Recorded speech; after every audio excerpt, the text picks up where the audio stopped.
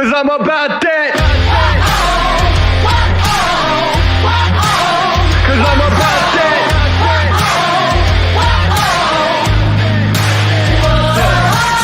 I'm about that come up, running up on them fools and talking foolish. Try to get them funds up, killing them mics just like I ran and jewels in.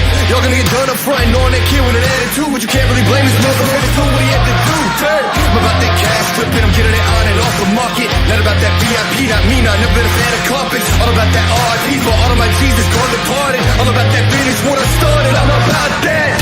Top down the night, you're not ready. We ride, cause we're about that. So high, we see the whole city. We own the night. Down the night, you're not ready. We ride, cause we're about that. So high, we see the whole city. We own the night. Know that I'm about it. Want it, man, I can bring the drama. But it ain't by chance I'm fucking rapping. You don't really want a problem. Made a little cash in the back end, but still rap like homie starving. Yeah, y'all gotta ask who the man is. Hope I'm gonna be like, beg your pardon. I'm about that. Top down the night, you're not ready. We ride, cause we're about that. So high, we see the whole city. We own the night. Down the night, you're not ready. We ride, cause we're about that.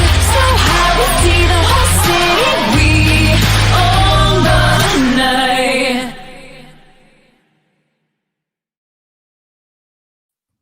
What's up, everybody? Welcome to the Wednesday edition of the Ysn Power Hour. DJ Yoakley, joined by Mikey McNuggies. You got Mac over on the far right side. Ty Bartell squeezing in before the play is made. Scotty Mincher holding down the foundation. And, of course, Quinn Pushkar in the G. Burbick Farms studios. Boys, how we doing today?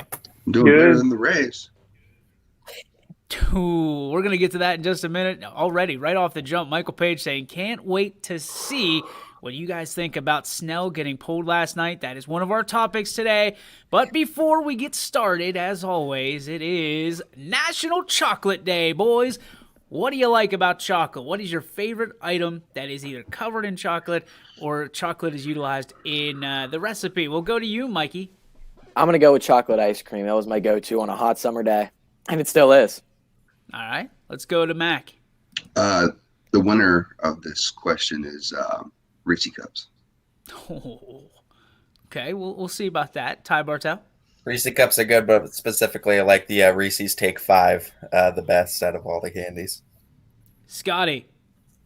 I use this one for another show, but I really like the Fifth Avenue bar, which is also chocolate and peanut butter. So I like that, and I really like chocolate cake as well. I know that's two answers, but I love chocolate, so I'm all about it. All right, we'll let that slide. Two answers is better than one. Quinn, are you a chocolate guy? Absolutely. And your favorite? Almost anything like covered in chocolate's good. Like I'm a big chocolate covered Oreo guy.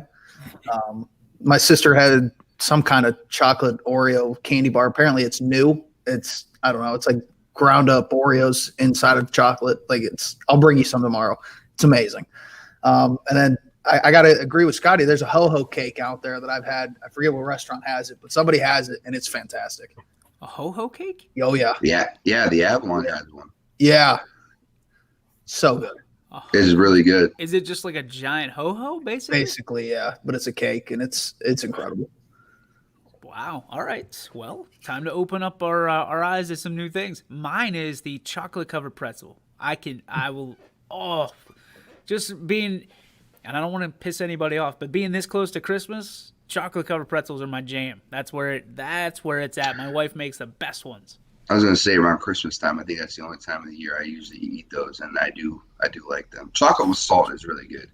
Oh, yeah. The sweet and salty? Always. Yeah. But the thing is when with winter coming, you wear more clothes, and all of a sudden you start packing on a couple pounds here and there. Especially, Thanksgiving's got to be it, right? Thanksgiving's where it starts, and it doesn't finish until, March, like spring training, where you sit down and you look at yourself and you're like, who the hell is this person? What slob am I? So, happy National Chocolate Day to everybody. I know my wife will be celebrating later, I'm sure, courtesy of, and a shout out while we're at it, Lisbon Dairy Queen, Gary Leininger, one of the best out there, closing up the doors for the season, year number 42 of the Lisbon Dairy Queen. So shout out to Gary and his family for the just unbelievable tradition that is the Lisbon Dairy Queen. Obviously in Lisbon, everybody seems to go there, and he makes sure everybody gets not only what they want, but he gives away like half of the stuff. You know what I mean? It's like every Saturday, every Sunday, he's always doing stuff for football teams and athletic teams for Salem and for Lisbon. So thanks to Gary Leininger, and continue the great job. You'll probably see him a lot more. We try to keep him on a short leash because he'll just say whatever comes to mind. So he'd probably be a really good addition on the Power Hour. Guys, let's take a look real quick at the chat box. We've got Handel's Chocolate Pecan. All right. Is it pecan or pecan? Which way is it? I've heard both ways. I'd say pecan. I say pecan. My wife says pecan, and she makes fun of me because I say pecan. But we're not British. Is it a long A? Pecan? I'm not an English major. I couldn't tell you. We'll have to ask Betos. Classic Bakery has a ho-ho cake. Okay, so there you go, backing it up. And Coach Seidel, unpopular opinion, seem to do this daily now. I don't like chocolate. We're gonna have to do like we do the beef segment. We're gonna have to do a segment on unpopular opinions, sponsored by Coach Seidel. That's it. It'll be unpopular opinions with Matt Seidel. That's exactly what we'll do. We got to get him back on and going here. I think he could be a regular contributor to what we do, especially as we move towards basketball season, getting his thoughts as a coach.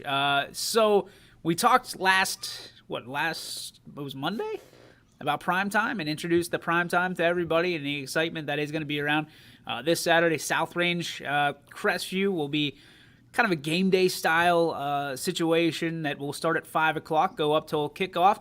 We'll turn things over to the live broadcast, myself, and a guest announcer who I know we talked about the surprises and things like that. We got that all sorted out, but we have finalized our plans for Saturday night, and announcing next to me, doing the color commentary, is going to be the legend. He is making his second appearance here on YSN. Dude's busy as hell, but I'll tell you what, I'm excited for this. Charles Bell will be the color commentator for the South Range football game against Crestview. And you want to talk about a guy that knows X's and O's and is going to tell us everything about it. He's already studying the tape. Like, asked to be on it yesterday. We said yes, absolutely. And now he's studying tape of South Range and Crestview, which he does constantly. So excited for that. That's going to be big for us. And obviously on Friday will be the last audible call, so make sure you tune in to Mike and the boys for all of that, and to wrap things up on the audible call, and then we kick off primetime on Saturday. So hey, don't worry, it's just the season finale. That's all. That's it, man. It's just like This Is Us. Like you got to have a season finale so we can step it up. What? You don't like This Is Us? Not a This Is Us guy? Who? I am. Not gonna lie. You were talking about Snell last night, and I was like, "What are you talking about?" I'm watching the This Is Us 2-hour series premiere, season premiere. Quinn, you know what to do. Hey, one thing. Let's just leave off because I know Mac's pissed off about it. Should Blake Snell be upset? Gets pulled last night. He's rolling 9 Ks. Only gave up 2 hits, and the Rays seem to be hitting and maybe forcing into a Game 7. Billy Mack will lead with you. Should Snell be upset in this situation? Hell yeah. He's a better man than I was after the game, because he came out there and was basically like, hey, I follow coach's orders. I'm going to do what I have to do. I want to stay in. He said all the right things. He's better than I am, because I'd have went the other way around when I said, trade me. I will not be here next year. This is the problem with baseball, is you get these idiots out here to think that they get a yes man to be the head coach, and all they do is they just, hey, front office, what am I supposed to do here? Oh, yes? No? Numbers say yes? Okay, but. Okay, pull them. It's ridiculous. This is why baseball is dying, and I immediately thought back, like, in a time where, like, with me, in my experience through coaching, I heard their coach at the end of the game said, somebody asked the question like, hey, was the plan always the same as Snell's not going to see the third time through the lineup. And they said, no, we didn't have a plan.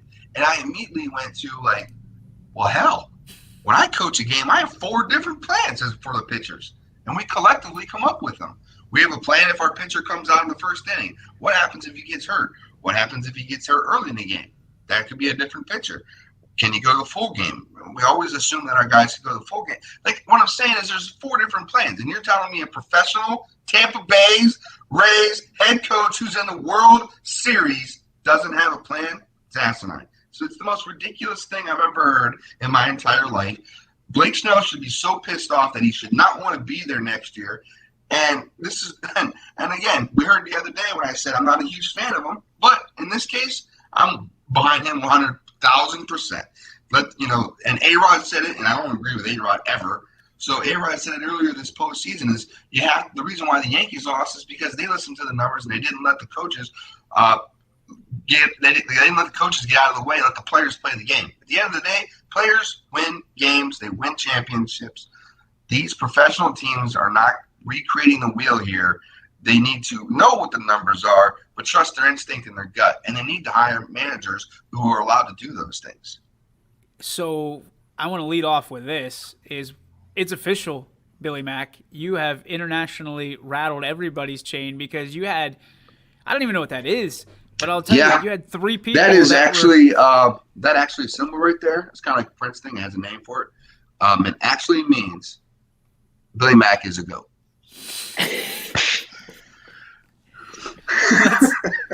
Let's go to Ty Bartell.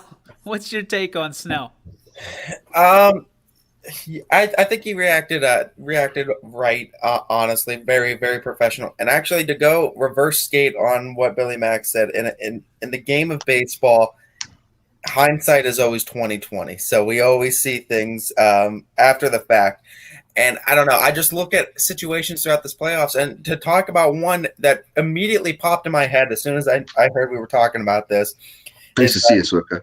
Is Sandy Alomar electing to put Jordan Luplow in that game against the Yankees, where we had our best hitter Naylor was there throughout the series, and you sub in a guy that's hitting sub 200, and he gets the big game tying hit late in the game, and it's a thing. The thing about baseball is that it's always going to be, if a manager makes that decision and it works out, they're a great manager, great decision, and if they make a decision and it doesn't work out, terrible, awful decision by the manager. And it's like, if Snell does come out, Ray's bullpen shuts it down, we're talking about a completely different thing. It didn't work out. No, we're not. Because it's 2 different scenarios what you're talking about here. You're talking about a guy who is the clubhouse leader. Okay. Snell is the clubhouse leader. He's been there pretty long. You're talking about their number 1 pitcher, right? Think about anybody's number 1 pitcher. Think about through the years of anybody's like go-to guy. This guy also won a Cy Young, which means to some people here, I'm talking to Quinn, means you're the best pitcher in the Major League Baseball. He's coming off. I know these things too. All right, he's coming off of a Cy Young. He's a Cy Young winner, and you're telling me a guy who pitches 73 pitches in 5 innings and a third, just because you're afraid of him going through the order for the 3rd time, that's ridiculous. Now there's a moment shift where you pinch hit for that scenario was obviously a lefty on a lefty matchup. It had nothing to do with a hot hitter, right? I understand that more than I understand a 3rd time through the lineup. That's so ridiculous. And I just want to call out Swicka. It's so nice of you to show up on Wednesday when we've been looking for you Monday and Tuesday. I know the Steeler fans have anyway. Yeah, Swicka, good to see you, pal. Let's go to, speaking of Steeler fans, let's turn it over to the epitome of the black and gold. Mike McNuggies, talk to us about what you saw last night, and should Snell be pissed off? First, I should say, Robert Swicka, it's nice to see you doing well after what happened this weekend. Benny Snell, why did I say Benny Snell? I don't know. I have no idea. Did you mean Benny from the Jets? Benny Snell football, that's what you were thinking. Benny Snell football, that's why I was thinking of it. But yeah, Blake Snell, got it right, has 100% every single right to be pissed off. And his reaction on the mound 100% showed that he wanted to stay in that game. Yes, you look at the analytics and how baseball has changed from gut feeling to let's look at the numbers and see what this is. But this isn't the regular season, even if it's a 60 game season. This is the World Series. This is do or die. This is to bring home a championship to your city, who is buzzing about every single sports team in that city. Tampa Bay Lightning just won the Stanley Cup. The Bucks are doing pretty good. They're one of the favorites in the NFC. And your baseball team can bring home a World Series, and they fail to do it because Blake Snell isn't good through the third time through the order because the numbers show that. He hasn't pitched past the 6th inning in a single game this season, and if there was any time to do it, it's in that situation. He's probably playing the best game he has in 2020, and it's in Game 6 of the World Series that you desperately need to win to send it to a Game 7, and you take him out because you don't want him to go through the third time in the order after he just gave up a hit. It makes no sense to me, and Kevin Cash's reputation from this will be ruined for nearly his entire career. The rest of it, if he even has one, he shouldn't have the rest of his career. To be fair, he's not even really a coach because he gets a phone call in the dugout and they tell him what to do. That's how that went. They shouldn't even do coach and manager of the year award. They should do organization, because half of these teams just go. They get a yes man in there and they say, hey, this is how the lineup's going to be presented. Same thing what Aaron Boone does. This is how the lineup is. Pinch hit this guy. Is this the first time that they pulled this before? What? Moving a pitcher out because of analytics and statistics? They've done it the entire season. Okay, yeah. So that's my point. Like, why are we shocked that they did it in Game 6 of the World Series? Because the guy had 2 hits and 73 pitches in 5 innings. Doesn't matter. You dance with the girl who brung you. And I'm not going to sit here and say that you shouldn't have, but it's been working for them all year, right? That it's been working for them all year. You're in the World Series. You don't change things up now. You don't. And let's be honest. Why is the reason that Go ask Billy Bean, the guy who created the analytics number. You can't win the World Series on numbers alone. First off, Billy Bean didn't create Sabermetrics. Have you ever seen Moneyball? He basically used it for the first time. He in a brought professional it to light. setting. He made a good story out of it, right? It's a Disney story, or I don't even know if it's Disney or not, but it's on Disney Plus. So, and Disney owns it in some way. Billy, you hated Blake Snell because why? Before last night. I disliked him because of the things that he said out loud previous to the season. Yeah. So, and what were those things that he said? I don't want to put my life on the line and risk everything that my life for baseball. So you're going to let that little ball pitcher sit there and now beat his chest because you're pulling me out when I'm having no. Just rewind what you said. We see it all the time in politics, right? You say the wrong thing, they rewind the tape on you and they make a commercial about you. Let's rewind the tape on Blake Snell and talk about all the greatness that he brings. He didn't even want to play. He's too scared. And we've said what? If you're scared, get a dog. That dude, we're defending that guy? No. Yeah, I think I'm defending the incident itself. Right. Like I'm the other way. If this was any other pitcher, I would on board. Yeah. But this douchebag, what's our strap job? This guy, I'm not going to defend because this guy didn't even want to play. He was an advocate to not play baseball this year. And Cash has been doing this all year. So for us to sit back and be surprised that he did this and to watch people on social media blast this guy, you're not always going to win by that strategy. But in the same token, you're not always going to lose because I think what McNuggies was trying to get, and I think what Ty was trying to get to was you're going to be under a microscope if you lose, right? Because they're going to point at you and be like, you're an idiot. You shouldn't be managing. You shouldn't be doing this. You should. But if he wins, if they come in and go lights out of the bullpen, and somehow, to Switka's point, the offense starts hitting like they were earlier in the series, then you look like a genius. But you're not going to get those pats on the back as you go. You're not going to get the players will get those pats on the back. It's not going to be the manager. The manager gets blamed after losses. That's how it goes. Leader lays on the sword. That's how it's going to be. Cash should not lose his job from this. He made it in a series that the Tampa Bay Rays almost won the World Series. They took the best team in baseball to 6 games, almost 7. That's a situation we didn't all see coming. We thought it was going to be, I believe, we all said 5 or less. Did we not? Yeah, he shouldn't lose his job, but I'm not going to sit here and call him a manager either. Let's be fair. Mm-hmm. He put his team in the World Series, Billy. The organization did. The call from the hotline, the bat phone came Perfect. down. That's a perfect example. Yes, Burbank Farms, we said strap job. It is. He'll never get the what he deserves because he changed the way that baseball is being played right now. Because now this is going to forever be the cash rule, right? The cash, whatever you want to call it. They'll come up with some great marketing thing for it. But so you look at it, Scotty. How do you feel about this situation as an Indians fan?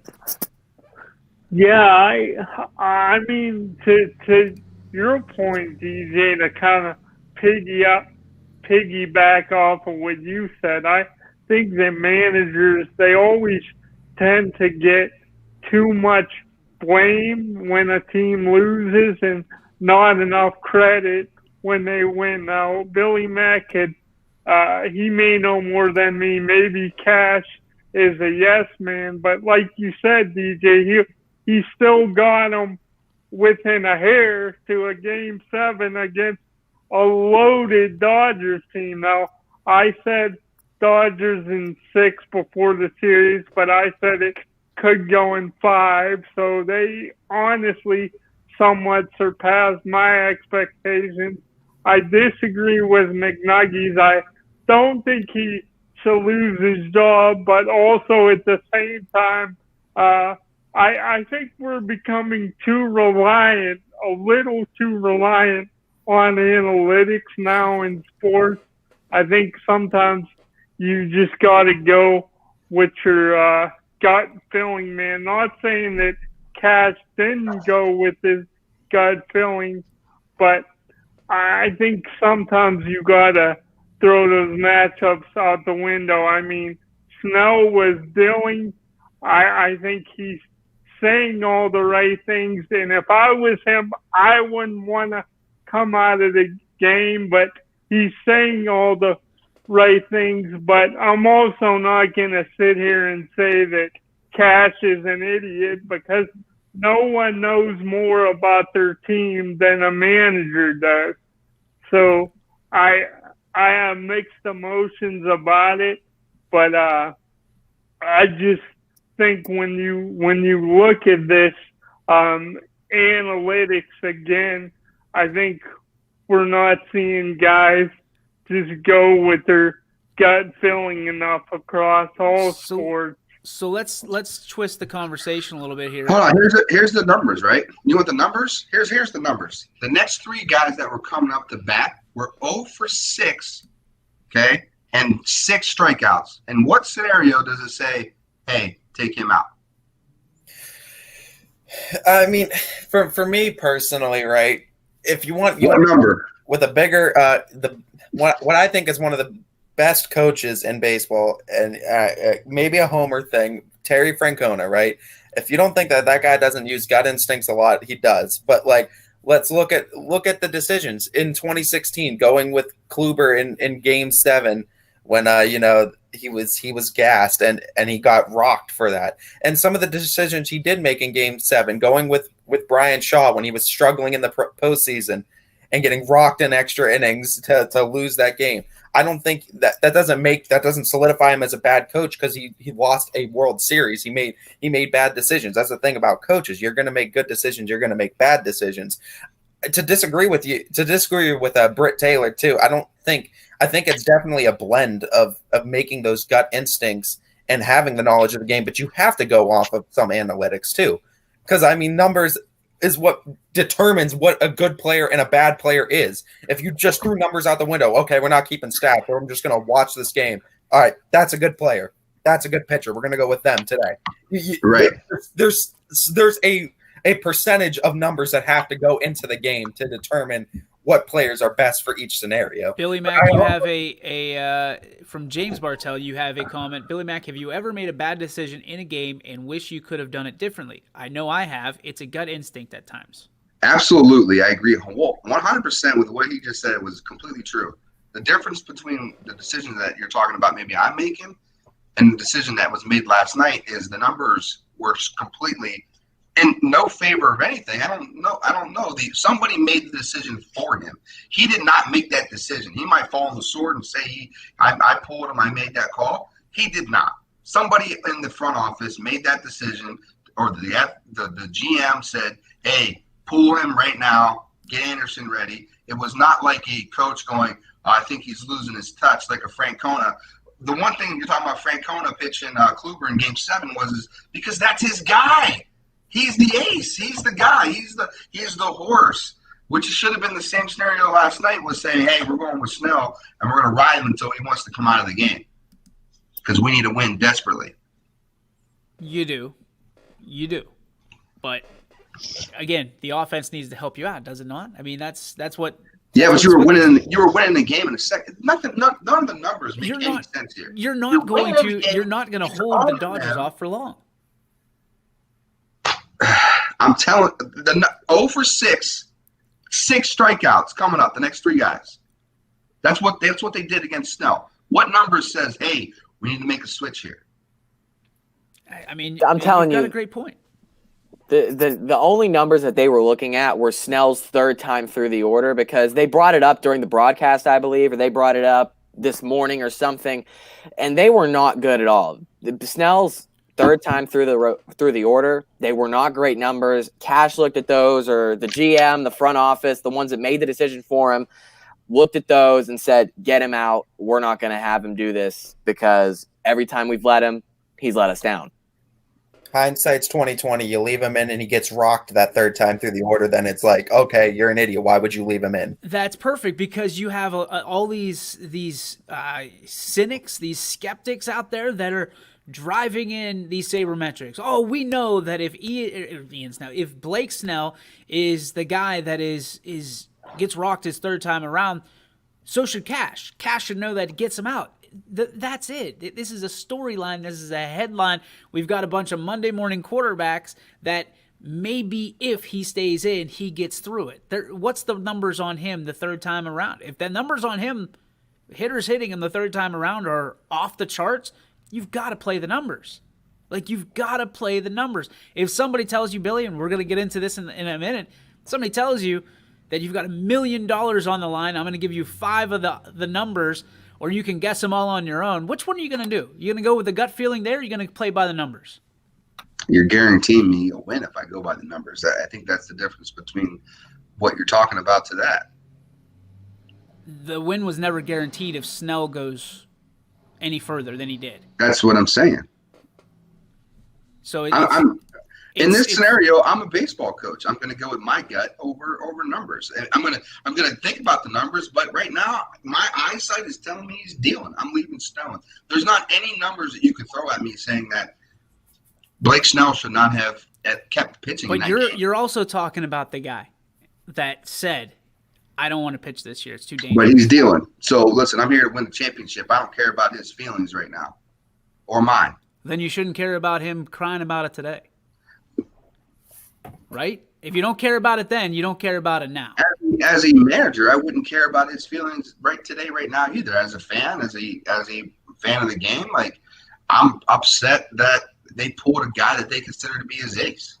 As a pitching guy, I'm pissed off right now. So let's just put it where it is. Everybody's mad because you weren't even rooting for the Rays, regardless. It's one of those situations where you sent that text last night. And I was like, wait a minute. He's not even a Rays fan. He's rooting for the Dodgers. Why is he mad about this? I'm on the side of Cash. Listen, the manager gets you there. The manager got you there.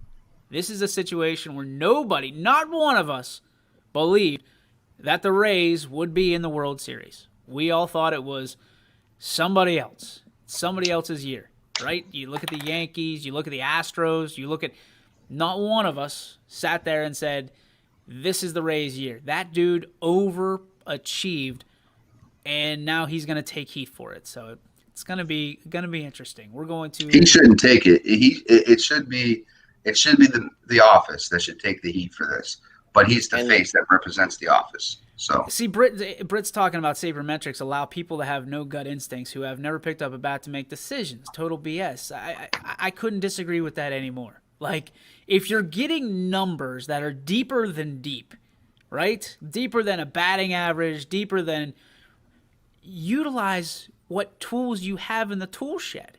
And I get where he's coming from, the front office, but this is not Moneyball. There's people there that understand a little bit more that's on the surface, right? Who's to say that Snell wasn't injured? Who's to say that Snell wasn't fatigued, or Snell said, I'm not saying that he was. I'm just saying they probably know their team a little bit better than a bunch of dudes from Northeast Ohio. I'm just going to put it out there. Just a thought. And the skeptics, Snell can be mad all he wants. We've already seen he outspeaks the way he's supposed to. He's not supposed to be talking about half the things he talks about. And when he does, he doesn't shut up about it. So when you're Snell, has he come out and said anything? Nothing that he shouldn't have. He said everything the right way last night. So if he, and he's been a guy that isn't afraid to go against the grain. So if he didn't say anything that was outrageous, then maybe we shouldn't either. Maybe he knows something. Maybe there's something a little bit deeper, maybe a sabermetric of last night. Or maybe he learned from what he did previously and changed his ways. Front office needs to stay out of the dugout. I'm not adverse to that, except for, if you got a guy that's in the front office like Derek Jeter, you tell Derek Jeter that he doesn't know what he's talking about, I think that you've got all the evidence in the world that you would. But I don't know. Michael Jordan would be more successful if he stayed out of the locker room too. Yeah, well, Michael Jordan's not going to tell me how to run a business, but he can tell me all day how to shoot a jump shot. We'll put it that fair. way. Last thing I just want to say about it, and then I'm putting it to bed, is that everyone I feel like is so like hateful on sabermetrics and everything. I don't see an issue with using sabermetrics. Like I said, they should be part of every coach's coaching style. Like, yeah, you should go with your gut instinct. You're a coach, it got you there. But sabermetrics, all it's done for baseball is open the eyes to a lot of coaches and a lot of viewers, and you see more of the game and more of things that kind of matter now. And I mean, go off these numbers. You don't have to use them religiously, but I mean, they should be utilized if you're some sort of manager, because the numbers don't lie. So let me ask you this. I mean, different than sabermetrics, Billy, but you're a coach. You have your own baseball academy. If someone tells you that sabermetrics are BS or all the in-depth analysis is BS, isn't that basically taking a shot at what you do on a regular basis? Isn't that, if you look at launch angle, if you look at, trajectory, if you look at all the, the spin rate, all that stuff, that's all part of sabermetrics. That's all part of lining things up to give yourself an advantage. So talk to me about where you sit on that fence. It's very, very, very simple. I don't make those decisions or rules. Most coaches and college coaches go by those numbers, so that's how we train.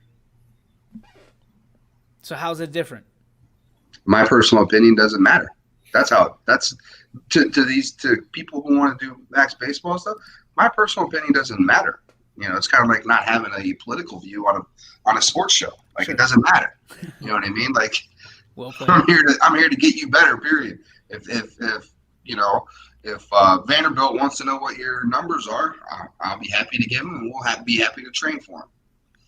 Michael Page saying at least he used the numbers all year. In the end, he just did what got them there in the first place, and he danced with the girl who brought him. I like that. We'll end that there. We've got a little bit more of this game to talk about, a little bit of COVID reaction that we will have, and a whole lot more, including our G. Burbick Farms What's Your Beef? A new little layout for the Ysn Power Hour. I like it. I dig it. Do you like it? Let us know right here in the chat box. Be back in just a little bit right here on the Ysn Power Hour, proudly powered by G. Burbick Farm. Hello, I'm Greg Burbick with G. Burbick Farms. For the last 100 years, my family has farmed in Columbiana and Mahoning counties. I began raising cattle in 1996 with the goal of providing a better product for you and your family on the dinner table. Our grass-fed and grain-supplemented Black Angus beef are raised with no hormones, steroids, or antibiotics. We're known for our hometown-friendly service and incredible tasting products. We're locally owned and have customers across the tri-state area. Our products go from our farm to your family. Stop by our farm on New Buffalo Road or visit us on the web at gburbickfarms.com. Don't forget to like us on Facebook. G. Burbick Farms, it just tastes better.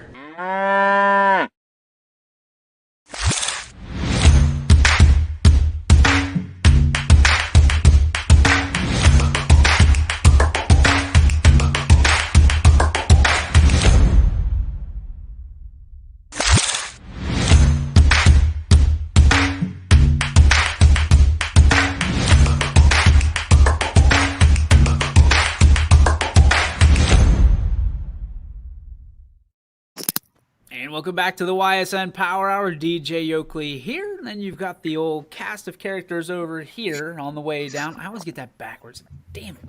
It was so cool. Kate chiming in saying she likes the layout. Thank you very much, Miss Kate. Max here, Bartell's here, Quinn's here, Scotty's here, McNuggies is here.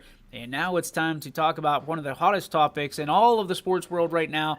The Dodgers win. Yes, we saw that. But Justin Turner tests positive for COVID in the middle of the game. He's pulled from the lineup, apparently. And he comes out at the end to sit around and celebrate with his teammates with no mask on. Your thoughts on this? We'll start with you, McNuggies. Honestly, with everything that's going on and all the protocols that were put in place, everybody's going to say it's ignorant, and I'm on the boat with them. But honestly, you don't have any more games to play. The season's over. You get to go into a little bit, not a prolonged off season, a normal length off season, but you're not going to be around the team as much. You're not preparing to go to play a game in about 2 weeks, which is the timeline which you have to quarantine. So essentially what I'm thinking about is Turner and the Dodgers are probably thinking about, what consequences are we going to face? And they're probably going to face some. The investigation's already begun. But they're thinking short-term consequences, we're not going to really face too much, but long-term it might come back to hurt them. The real question I have is, what if the Rays win that game and the MLB has to handle a positive COVID test heading into Game 7 of the World Series? That will be something that I'll be thinking about for a while. Like, what are they going to do? The star third baseman for the Dodgers tests positive. There might be more. We might have to postpone Game 7, the winner take all for the entire season.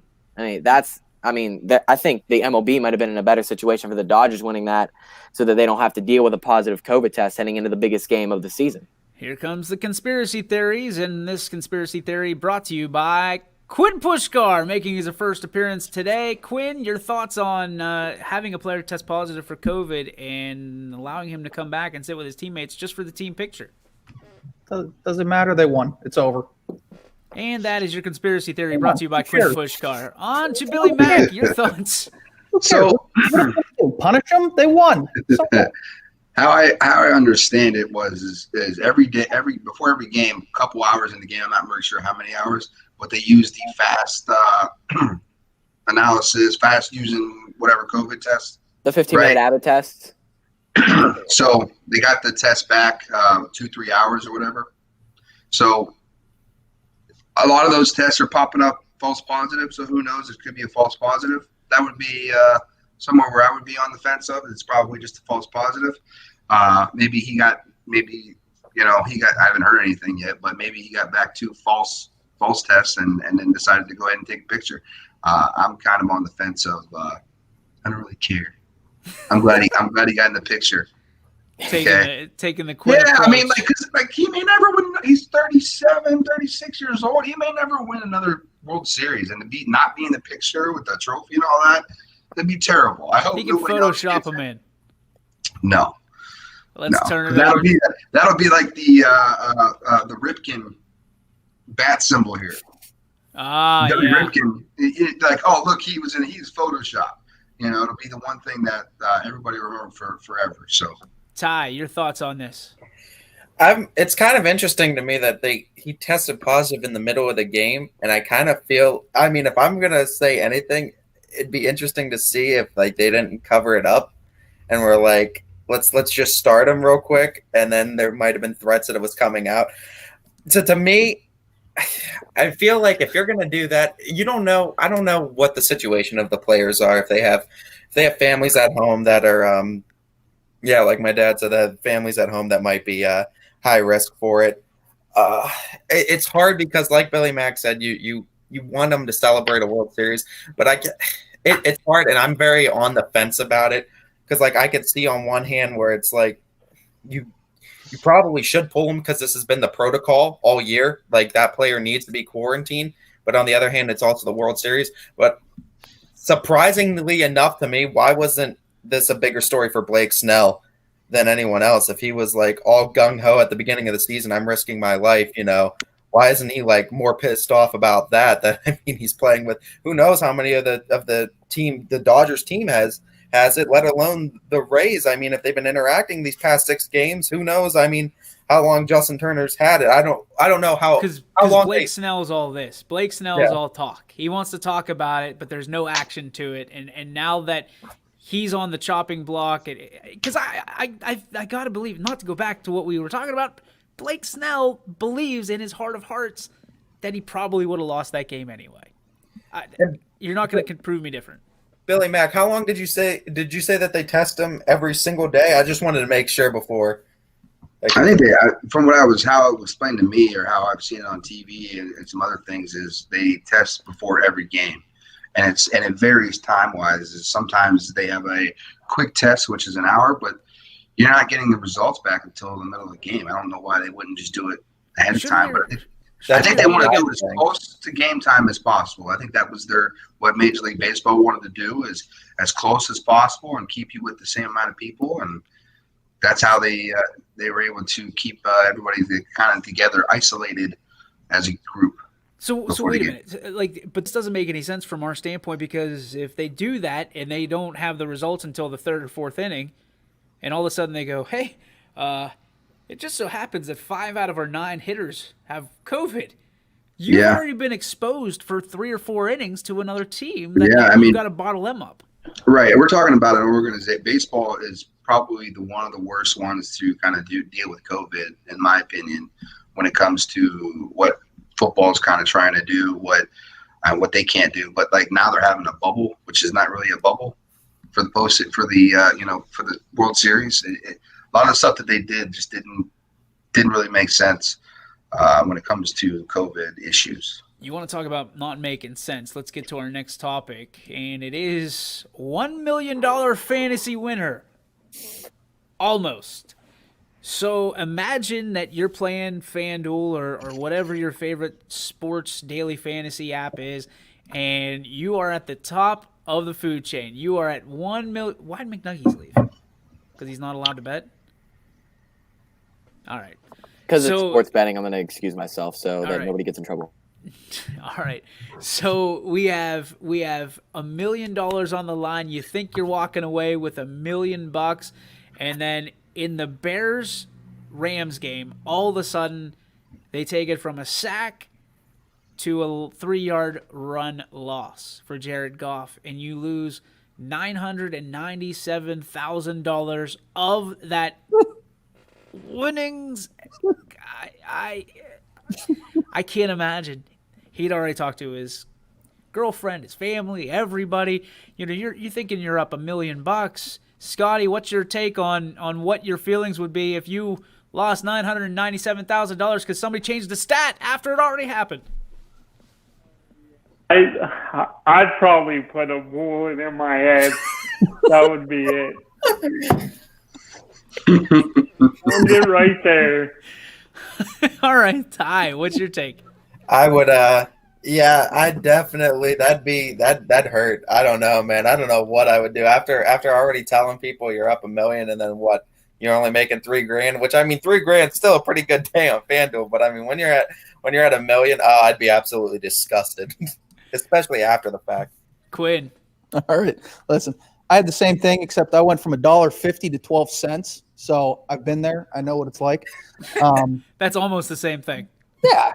I mean, when it first happened, I'd laugh. I'd be like, why? Just like, why? Like, that's my luck, you know? And then I'd probably, as the week went on, slowly progress into Scotty land. Paige saying that happened to him in the NBA on a smaller scale. He was winning $10,000, and someone hit a 3 with no shot clock and garbage time and ended up winning $250 instead. Billy, you had an interesting reaction to it when we were talking in the pre-show. Yeah, basically in the pre-show, I said I would blow their buildings up. I would do some Fight Club stuff and get some soap and have at it. It's over for them. I can't imagine this. This would be, I wouldn't say heartbreaking is the right word, but I mean, all the effort that you put into, research and development and all that stuff, the R&D as they call it, and you lose $997,000 just like that. That wouldn't sit well with me. So I thought that was an interesting story. Wanted to get your guys' take on it. When we move on here, this is another. Do you think he plays next week? Yes, I think he plays for a while. For nothing. It's like one of those things. Like, hey, do you like take a break and go? I just need to like calm out, or like do you just like I'm so close, I got to win again. I got to try to win. Gambling problem? Call 1-800-GAMBLER. Let's go to this is also an interesting topic. Having to do with COVID. Probably should have been our topic, but I want to make sure we get to that the fantasy football one. Wisconsin pauses all team-related activities, no contest or forfeit. And what I mean by this is Wisconsin playing, who was it, McNuggies? Nebraska. It is being forced into as a no contest, not a forfeit. So any team that plays Wisconsin gets a no contest. We've seen it in the OHSAA. If you can't move on and the basis is COVID, unfortunately, the other team moves on and you don't. Is it fair for Wisconsin to put up a bunch of no contests and not reschedule these games because there's no time to do so instead of a forfeit? Quinn, we'll go with you first. Michael, help me out on this one. Was it just the quarterback that got COVID? Mertz was the first one to get it, but I think they had 3 or 4 more new cases that shut it down. They had additionals. With that being said, it should be forfeits. Plain and simple, it should be forfeits. You're the at best 4th best team in the Big Ten, probably. I would say, if that, behind probably Michigan, Penn State, and Ohio State. What if it was Ohio State? I mean, too bad. Forfeit. You're done. Forfeit. You're done. Let's go to Mac. Your thoughts? I think I'm a little torn between this one. So, because COVID's crazy, right? I mean, we all, I think in the sporting world, I think I'd rather see it just as a forfeit. But at the end of the day, like, if they followed the protocols, it's hard to say that like they did anything wrong. So why? But if they didn't?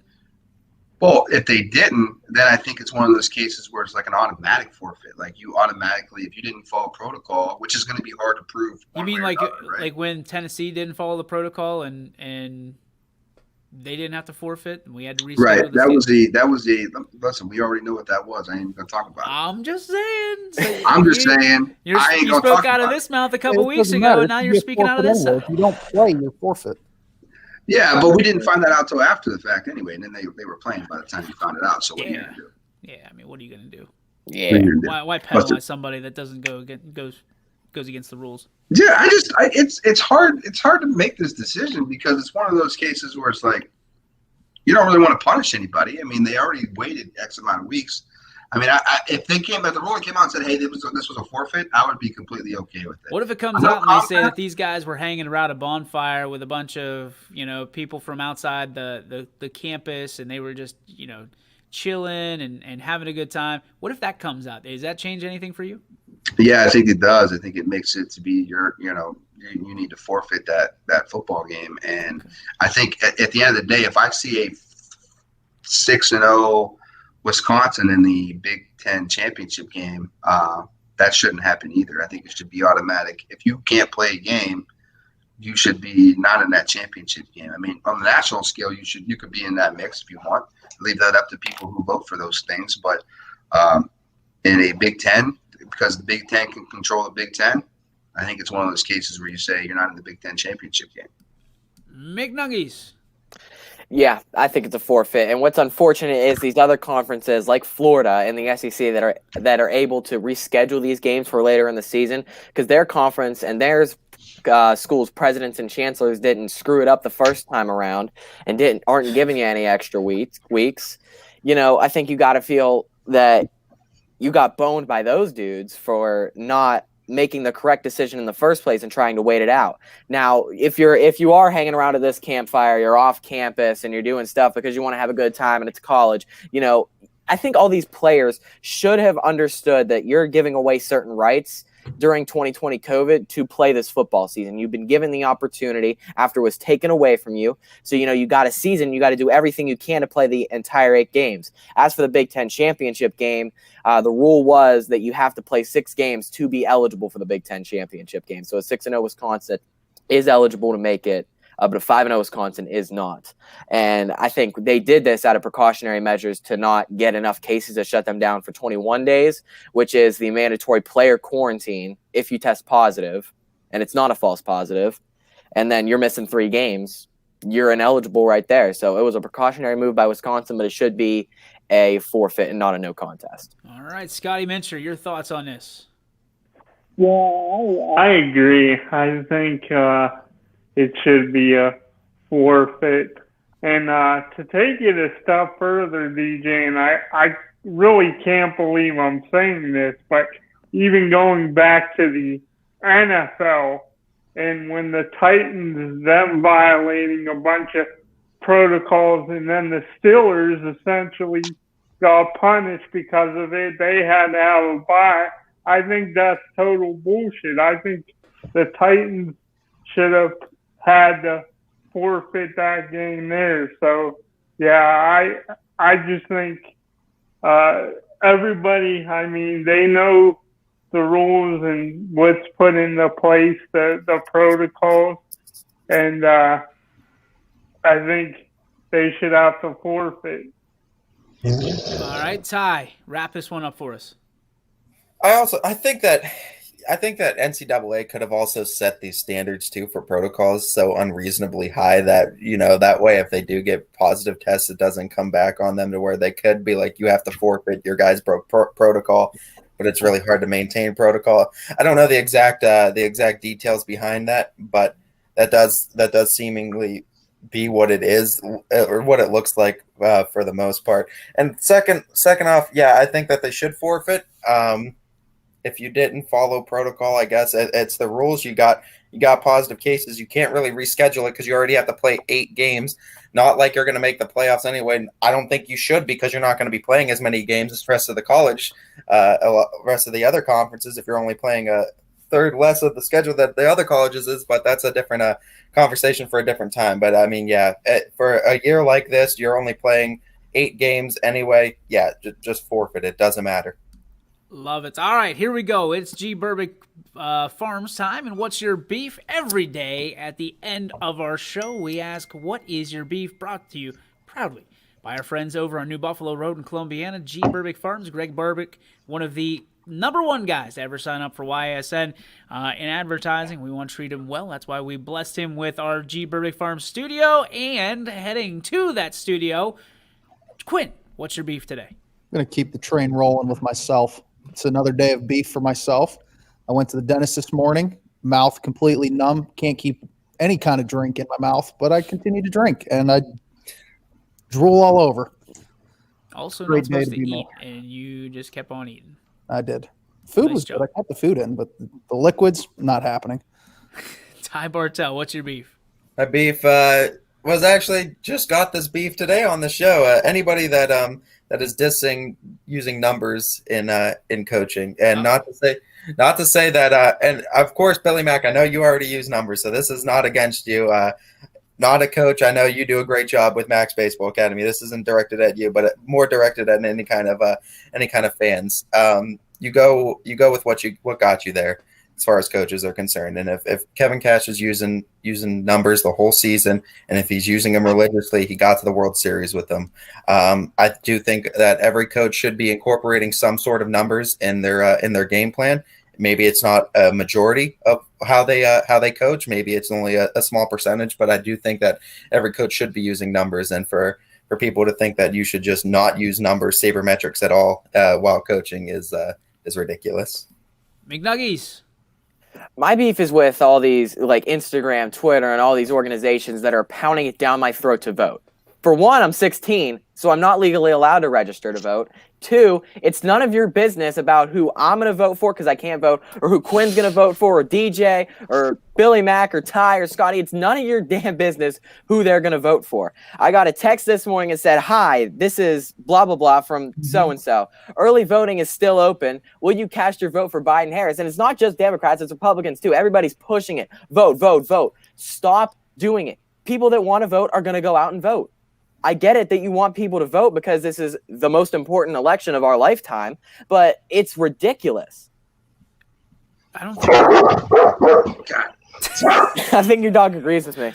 I don't think they're pointing at you, buddy. I don't. I can appreciate your beef. I don't think they're pointing at you. They want your vote bad, McNuggets. They're waiting for that McKenzie vote. They want that McNuggies vote. In 2 years, They're they're going to have coming to wait for for you. a couple years. Let's go to Scotty Mincher while Mac takes care of the pound puppy. My beef today, it's a two-parter, and I gotta agree with McNuggies there. People ask me, like, do you not like America? Because I said I'm not. I'm just not voting in this election. But I'm a guy that loves America, but I also feel like people have been trying to brainwash. They try to brainwash you with ads, and then your friends try to brainwash you. Then your family tries to brainwash you into a candidate to vote for. And I feel like my life has been great, no matter who has been in office. And I wish well, whoever the president is, I always wish them well. Whoever is in office. Democrat, Republican. That's another thing I don't like, when people are so committed to one party that they can't look past any flaws.